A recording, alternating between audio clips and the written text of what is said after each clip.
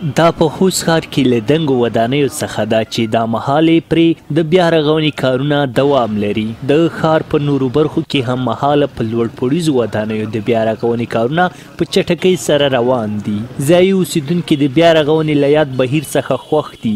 وایي خوست ښار به په راتلونکي کې یو متمدن او پرمختللی ښار جوړ شي او په دې سره ګڼو کسانو ته د کار زمینه هم برابره شوې ده.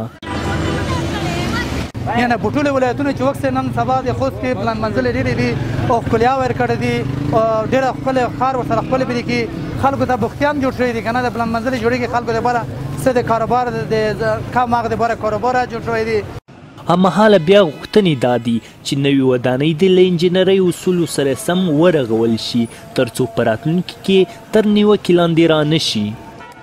او دوی څخه غواړو چې دې کې باید ځینې سهولتونه هم رامنځته کړي لکه ځینې مارکیټونو کې ودانیو کې مثال پارکینګ نشته موټرونه په لارو کوڅو کې درېږي او بیروبار زیاتوي نو دوی څخه مو یوه هیله دا هم ده چې دوی باید په زیرزمینیو کې دوی پارکینګ جوړ کړي چې دلته به ترافیکي رش او بار څخه مخنیوی شوی وي.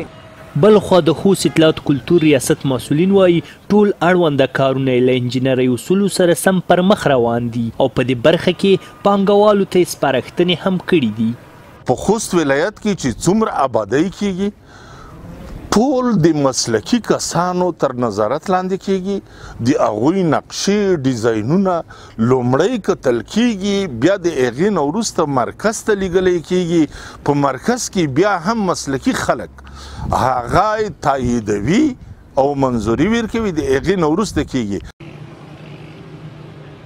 دا په داسې حال کې ده چې د خوست ښاروالۍ له لوري د ښار په بېلابېلو برخو کې پر داخلي سړکونو په اساسي ډول د بیا رغونې کارونه روان دي.